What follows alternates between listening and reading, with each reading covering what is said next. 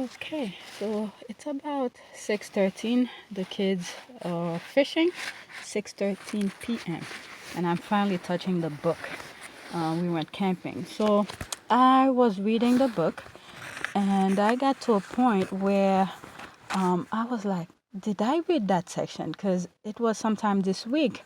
I made a video where I sort of mentioned, I remember, I don't know what video it was, or maybe it could be one of those tweets where I'm reading and then I insert my input on it or something like that, where I said something like, imagine, what is it? You have your brother, you telling him every single details about your life and every experiences and all of this, and then you have your brother plotting against you.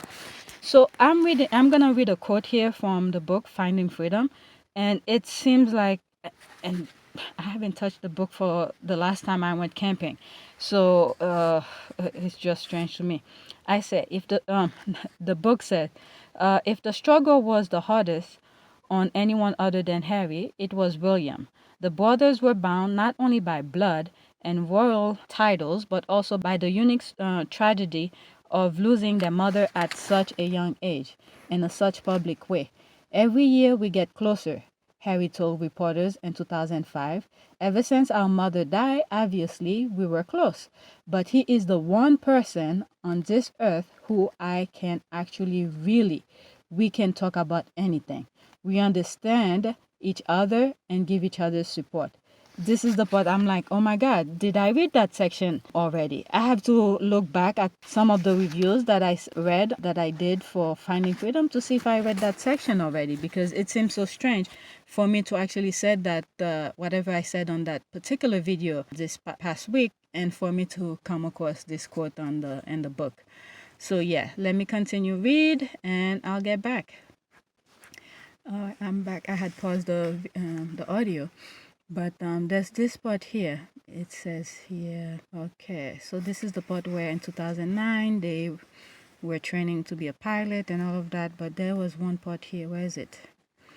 Uh, even once William got married and started a family, the two still found time for fun. According to a source, the brothers enjoy sneaking out for drinks and food at a place called Movie Vana, around about a mile away from the palace. The the Russian restaurant is a favorite locale for some of the world's wealthiest oligarchs, but it's also a very private place. But the part that got me was the fact that after William married, they still got together and they enjoy each other's company and stuff like that. The first thing that came to mind was the support that Harry gave both William's wife, Catherine, and William during the wedding. And I think I have that picture where Harry was pretty much fixing Catherine's wedding dress. Yeah, so sometime when I think of the hardship, the struggle that he's going through with the media and nobody came to his rescue, these kind of things pops up in my mind. All right, so let me continue, and if something else popped up, I'll share it with you. Again, it's still the same page. I had paused, but few sentences after, it says here, one night in early 2016, they both got totally drunk. That, the couple sentences prior to that, they were talking. They were talking about them going to a Russian restaurant and have drinks and stuff like that. So this is the part I'm sort of sharing with you, a quote from the book. Okay. One night in early 2016, they both got totally drunk. According to the source, it wasn't until Harry went outside to smoke that there was a problem. He fell into a little bush. Someone tried to take a photo of him on their phone, and Harry's protection officer literally jumped to block them from taking it, the source said. Harry was none the wiser. He just went back into William so they could carry on drinking. What got me thinking here, not the incidents and things like that, is the fact that what year did Harry and Meghan met? I'm not, wasn't 20, I think it was around that time, 2016? 2016, 2017. It was around that same year. I don't know which month the book is referring to, but the fact that he went out for a smoke, this is the kind of person Harry was. I don't know if he still smoke. Maybe the times that he's in public now, he's not smoking or anything like that. But I have pictures of him with his exes where he's smoking. So it seems like since he met Meghan, those kind of bad habits pretty much were gone, or gone or something like that. So yeah, it is just the fact that the smoking part caught my attention, and I don't think he smoke anymore. A lot of bad habits have gone out the window since Harry met Meghan. All right, so I'm gonna continue reading. Huh. I wasn't even gonna mention this, but it's okay. So they sort of mentioned when he sort of starting confronting his mental health. So it's what is it? It was what is it?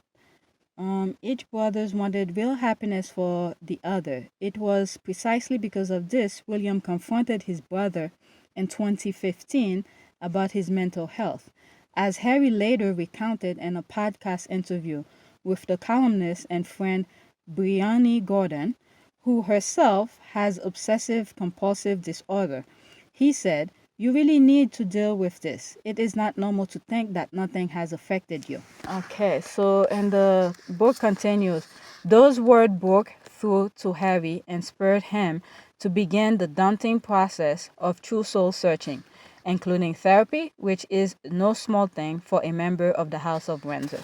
So, okay, I'm not sure which year was that, but it was during a podcast. He's talking to that Gordon person, and he mentioned what happened when William sort of confronted him in 2015. Was it? Yeah, 2015. So, it could easily be 2016, the following year, where he's doing that. So it's between 2015 and 2016, where he sort of start looking into therapy. Okay, so let me continue. Huh. All right. So, oh my God, I swear I felt like I read that book already. Because I made videos through reading tweets and stuff like that. So again, it's few more sentence after what I just said. I had paused and read the thing. And it says here, in his open, honest manner, the prince revealed how before he came to terms with his own pain, he had felt completely overwhelmed by the demand of public life. For 2 years, Harry said he was in total chaos. So the first thing that came to me where it says Harry, once this is where he finally realized that, who he is, he's a prince and what, oh my God, I felt like I touched base on this already. Where he finally recognized his position. So he pretty much met Meghan at the right time in his life, I think. Because if prior to that, he did not have that kind of therapy, all of this stuff, things could have been completely different with him and Meghan. So it after he fully understood his position, what his status is, and all of that, and through that, knowing the demand that the public life will need from him, and yeah, and meeting Meghan and have that sort of conversation during that first meeting where they pretty much, it seems like they pour out their soul to each other and talk about the things that they care about. And through that, I guess it just finally clicked to him. I'm just saying, I don't know, but this is what comes to mind as I'm reading this thing. But anyway, let me continue. But it feels like I sort of refer a couple things in my videos prior to that. But anyway, let me continue. It seems like I'm gonna read the entire book to you guys because each thing that comes, I feel like I have a opinion on it. It didn't take any conversation about his feeling for Harry to realize that he had a lot of unprocessed grief from his mother's death. It was a trauma that he never had a chance or ability to cope with before then. When he lost his mother at the age of 12, his sorrow had been immediately subsumed by the grief of entire country, which turned into conspiracies and other normal obsession. Meanwhile, Harry and William had to put on a brave faces for all of England and the world. The first and only time he let himself cry over his mother was at her burial on September 6, 1997, on the island within the lake on the ground of her family home, Arthur Park. What was I thinking when I first read that? Alright, so poor guy. The firm, I mean, the thing with about keeping that brave face and all of that, and him, especially him in particular, walking behind their mother's coffin, it's really, that's a lot to make a 12-year-old to deal with. Wow. Luckily, he came out well after all of this. I mean, it could have been worse. To consume all those pain, especially all those fun he used to have with his mother when his mom was alive and all of this. And then when the mom passed, you're telling a 12-year-old to consume your grief, don't show it, don't do all of that. My goodness, you could just, I would prefer them, put him in a room, let him scream. Let him scream his grief out if you don't want to hear it. But because sometimes people need to do that, to just scream, let it go, let it all out. Wow, that's a lot to take. That is a lot to take. Wow, while editing this video, one thing came to mind as I'm putting pictures showing you the wedding, Prince Harry's wedding, and the funeral of Princess Di, and the kids walking behind the casket. It just snapped. I just thought of this. And if you compare Harry and William's wedding, I don't know. It came to mind, just random thing, okay? Could be just full of BS that I'm talking right now. Because if that was me as Prince William, the color that he put for his wedding, that red suit and black pants and stuff like that, I don't know, that would have been embedded in my brain, because this was a moment I did not like. You see all the people who were walking behind the casket, who were, how do they call them? The people who carry the casket, wearing that similar color that he wore for his wedding. This would have been a complete no-no to me. For me, okay? Obviously, I'm not him. And obviously, it's already been done. And for Harry, when you look at him, he wears just black and white. And again, as I'm recording this, is the synchronization between him and his wife. And, after their marriage, you see they were almost somewhat complement each other on their color of clothes that they wear. They match and stuff like that. And you look at the wedding, he wore black, she wore white. I don't know. So because of that, I decided to look up the meaning of those colors. I'm not into all of this, but I decided to look up the meaning of those colors, and I'll put them on the screen, and you could look at them. And at the end, I probably will put them for you to just look it up. All right, I just wanted to add this. So I'm going to go back to the recording that I did while I was camping. All right, so it's okay. I'm gonna pause it, but if anything comes up, I'm pretty sure more things will come up. But it's just wow. Yeah, there it is again. Harry describes himself as having shut down all thoughts and feeling about his mother's death for nearly 2 decades. I thought that thinking of her was only going to make me and sad, not going to bring her back, he said, reasoning right. Don't ever let your emotion be part of anything. Okay, I didn't even read this sentence before, but that few minutes that I just said is pretty much that. Wow. Talking about his feeling turned out to be the best medicine and part of the inspiration for the single biggest project the prince had ever undertaken together. Okay, so here again is the same chapter, few sentences later. So here it's about 2016 where they're talking about where they launched the heads up and stuff like that. But the thing is, what really got me thinking is this part. William and Harry credited Kate for the initiative Genesis, saying the original concept was scribbled on the back of a cigarette pack one night, with much of her humanitarian work focused on health, early childhood education development, and addiction. The Duchess of Cambridge had become an outspoken proponent of mental health awareness. Okay? Knowing what we know now, I'm like, what happened to all of this? Okay? She believed the root of many unresolved adolescent problems could be traced to mental illness, which, if left untreated, often manifested as greater societal problem later in life. Which is true. I'm not discredit this at all. I believe in that. But my thing is knowing very well what we have seen on the tabloid and everything like that. If the tabloid is true, for someone to come up with something like this, what I just read, how in the hell would you not be a supportive sister-in-law to someone who is being bashed on the media? This, I, there's one, I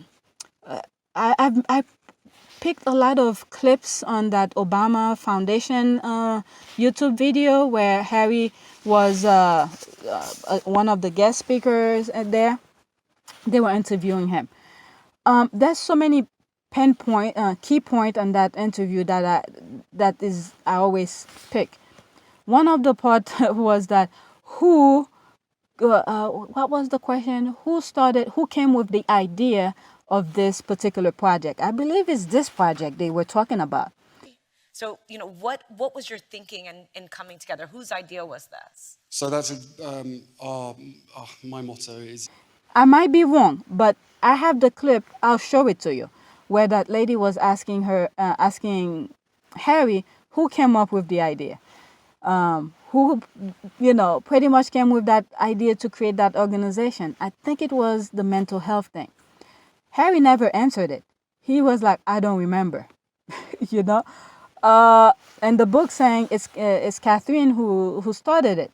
Okay, if she did started it, how come she didn't practice what she was preaching? Pretty much. Wow, I can't believe I even think of that. How come she didn't practice what she was preaching to people when the damn thing was happening at her own house, her own family, meaning her marriage family? Meghan was going through hell. How come she didn't help? How come Kate did not help Meghan? If the media is going, crazy like that on Meghan, she should have been the first one to go and lend her support. You don't even need to be at somebody's house for support. Just a phone call would have been helpful. Talk to her or say, I'm here for whatever you want, or once in a blue moon or something like that. Stop by, have tea, whatever British people do, or something like that. Bring the kids over for distraction and stuff like that. Because I remember when the Obamas went to visit, William at their private thing. I remember Mrs. Obama was saying somewhere, I don't remember where I saw it, that Prince, what's the firstborn of Prince? Prince, what's the first child?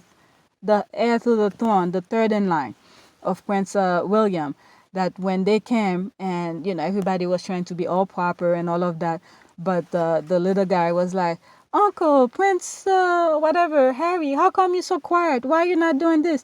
That only will tell you the kind of relationship Harry has with the Williams kids. To have that kind of thing, I'm, going back to that mental health thing. How come Catherine didn't, show that support for Harry's wife? And I'm just throwing things out, Then again, I say a lot of BS too. But anyway, let me continue. There's this part here with the courtier people. They're like a freaking machine that has no feeling, no soul, no understanding of human emotion. So here, this is, I'm going to read this paragraph. Okay, it was a brave and bold decision for Harry to open up about the anguish he suffered over the years. He was helping untold millions with his candid confession. Yet some palace courtier privately questioned whether the soul bearing had gone a step too far, setting the wrong precedent and exposing William and Harry in the future. What the fuck? After all, the royal family normally reveal very little and certainly never address such intimate struggle.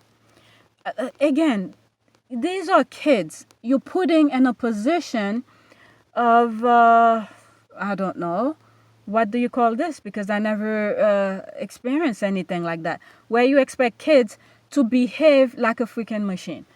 They need help. These are the kind of thing. I mean, I'm as much as you want them to be part of I guess the public or whatever royals do, but you can't really make kids suppress their emotion, their feelings, their understanding of things.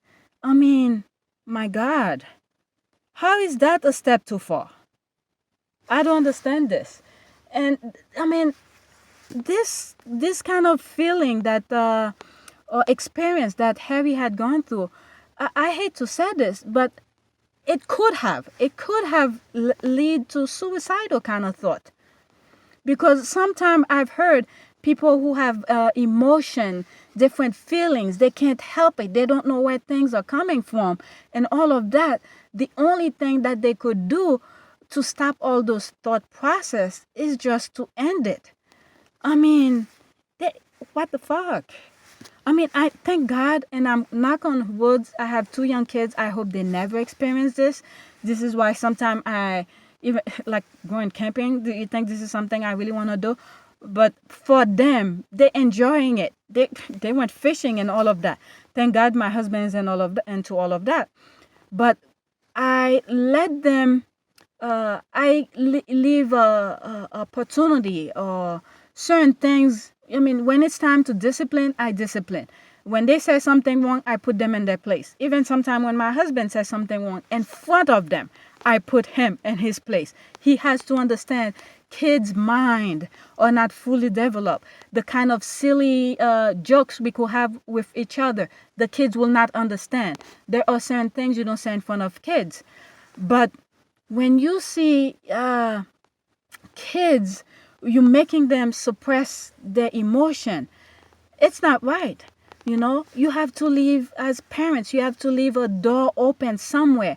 When it's disciplining, there is disciplining. When it's time to have fun or when it's time to have serious talk and all of that, that way they will know that you as a parent is there to listen to them whenever the opportunity comes. But those courtier people, I think, who am I to tell the royal family what to do? They should separate family issue with business issue with those courtier people. Whatever they do, when it comes to family time, they should not be involved. Out. Nobody should talk to the courtier about anything family. Because for them, they're like a freaking machine. All they think about is, oh, the public this, the public that. My God. But what about the kid's emotion? Wow. This is crazy. The kid finally, he's at the age where he finally realized his problem. All those bad things he's doing. We see the Vegas, the this, the that, all those bad tabloid things. Maybe that's what they want him to do. Oh my God. Oh my goodness. Oh my goodness. This is, wow. But anyway, that's the thought that I had on this part. Those courtiers should not be involved with when it's family problem. They should have zero say on that. It's between them, especially the thing with Meghan and all of that. The courtier should not get involved at all, and that should not be the public business at all. They go and talk and do what needs to be done. Harry has an issue that needs to be dealt with. Call grandma directly and deal with it. Don't go third parties and then switch things up. I remember there was a class I took. I don't remember. I think I was in high school at that time. The point what the teacher was trying to make, he told one person something in his ear, right? Then the person that he told the question, whatever it is that he told that person, have to tell another student, the next, until he got to the last person, and then the last person had to tell the class whatever the thing that was being passed on, and then the teacher will say, okay, this is not what I said. Why do you interpret things a different way? People always assume what you tell them, instead of asking directly and say, is this what you mean, or something like that. Even on social media, I probably could find some on my, especially the 19th video, where somebody said, what is it? Meghan is all fake and all of that. Okay.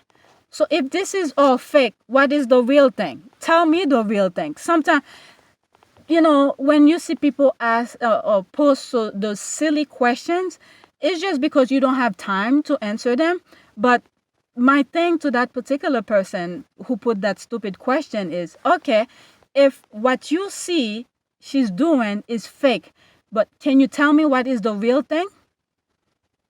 It is just ridiculous. But anyway, I think I'm gonna stop. It's already 24 minutes. I brought up different topics, so let me see. All right, so that's it for now, and I'll create another video.